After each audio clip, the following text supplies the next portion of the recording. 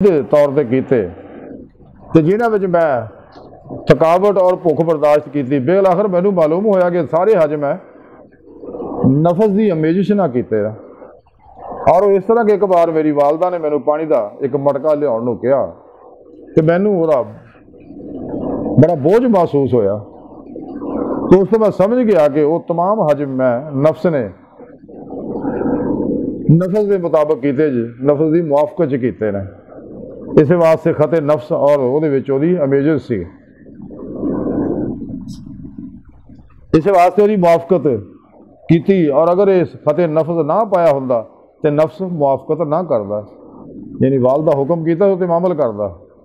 क्योंकि अगर मेरा नफ्स फना हो चुका होंदा तो शरीयत के अंदर जो हक गल सी उन्होंने दुश्वार महसूस ना करता।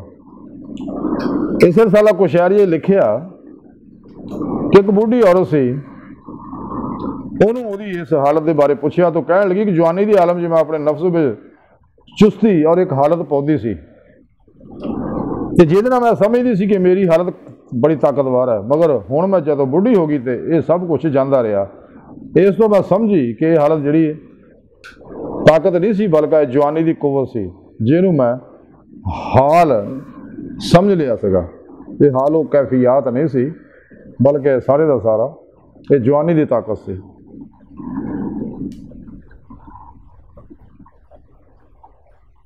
इस रसाला कुशैरी इमाम कुशैरी लिखते उन्होंने मिसरी रहमतुल्लाह फरमाते अल्लाह ने किसी बंदे इतनी इस कदर इज्जत अता नहीं की जिन्नी कि उस बंदे अता की जिन्हें अपने नफ्स के जलील होने का पता चल गया। और ना ही अल्लाह ने किसी बंदे इस कदर जलील किया जिस कदर के उस बंदे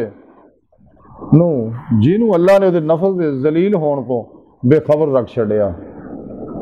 असल फसाद की जड़ अल्लाह और बंदे दरमियान सब तो बड़ा मासवा अल्लाह जो हजाब जो नफ्स है हमारा ही है।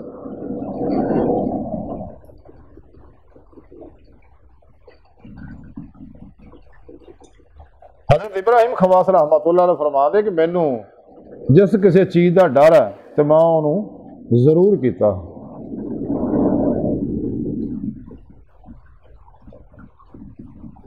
हज़रत मुहम्मद बिन फजल रहमतुल्लाह लिखते हैं फरमाते ने कि नफस की आरजुआं तो निजात पाना ही राहत है। इस रसाला कुशैरी ने लिखिया।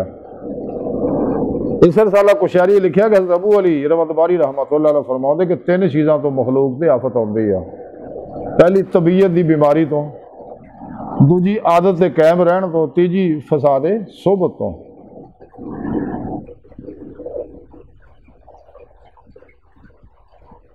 हज़रत मंसूर फरमाते कि मैं फिर उन्होंने पूछा हजूर कि तबीयत की बीमारी की चीज़ है, तो आपने फरमाया हराम का माल खाना।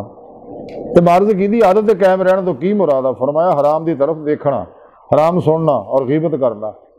तो मर्ज की हजूर फसादे सोबत तो की मुराद है? फरमाया ये कि जो तू कदे नफस की कोई ख्वाहिश तेरे अंदर जोश मारे तो तू वो पिछे लग पवे उन्होंने पूरे करने वास्ते।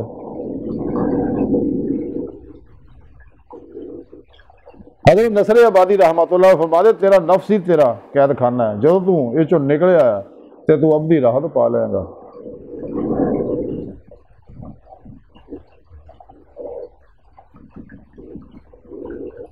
हज़रत अबू हुसैन वर्राक रहमतुल्लाह फरमाते हैं कि हज़रत अबू उस्मान हैरी की मस्जिद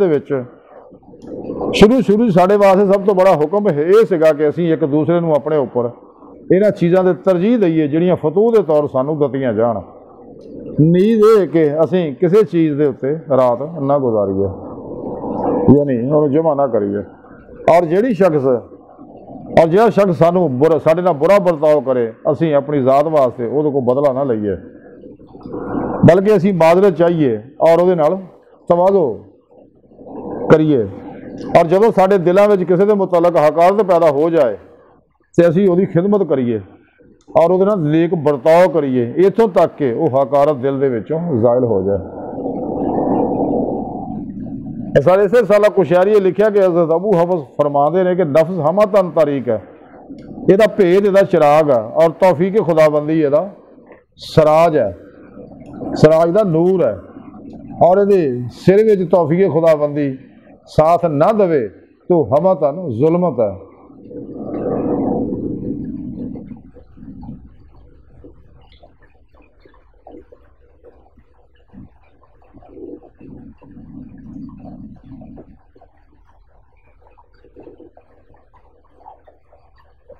इस रसाला कुशैरी लिखा गल अबू उस्मान हैरी फरमाते जो शख्स अपने नफ्स को किसी चीज़ तो भी अच्छा जानता और अपने नफ्स के ऐब नहीं देख सकता, अपने नफ्स के ऐब उही देख सकता जेड़ा हर हालत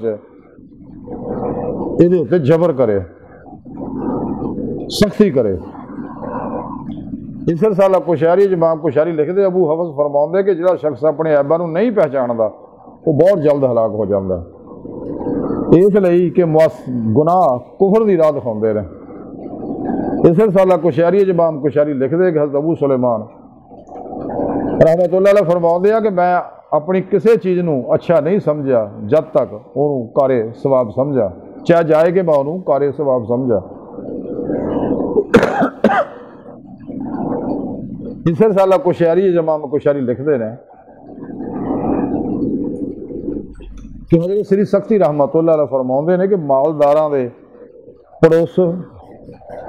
पड़ोसियां, मालदारां दे पड़ोसियां, बाजार च कुरान पढ़न वालियां और हुकाम दे उलमा तो बचो।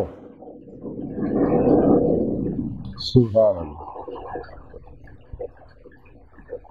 इस रसाला कुशैरी इमाम कुशैरी लिखते हैं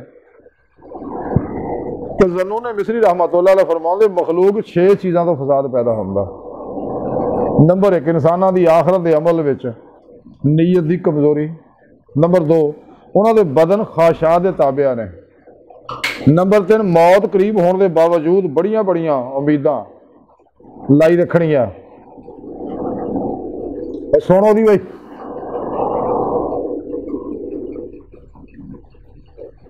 नंबर 4 कि लोग अल्लाह की रजा वास्ते मखलूक की रजा को तरजीह देंगे हैं। नंबर 5 अपनी ख्वाहिशां की ताबियादारी करते हैं और सुन्नत मुस्तफा सल्लल्लाहु अलैहि वसल्लम को पसे पुष्ट छड़ते हैं।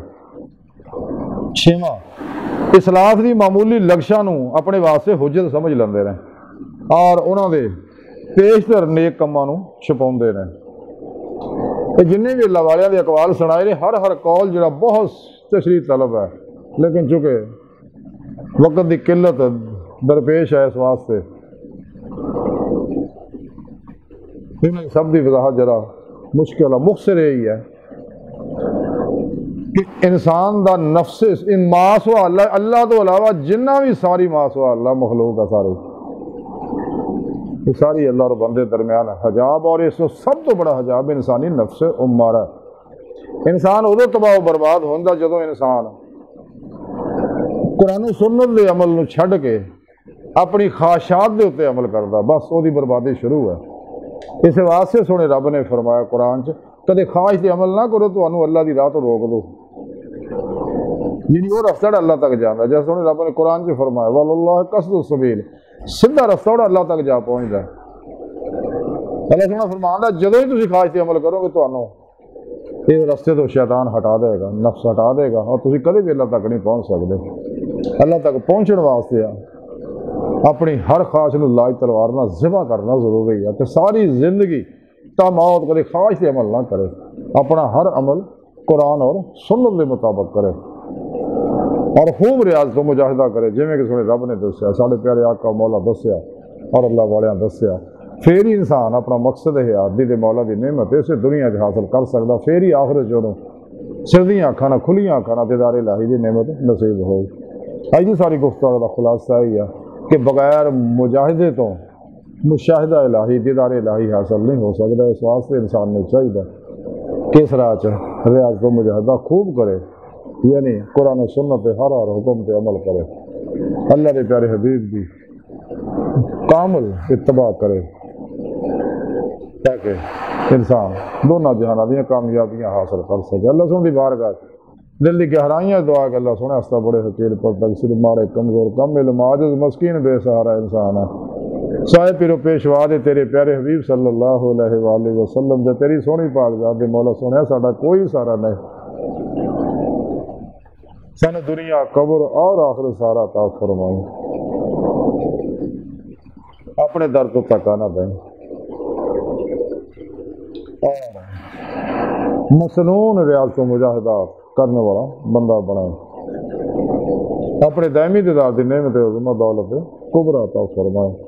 अल्लाह बस ते बाकी सब वमा अलैना इल्लल बलागुल मुबीन।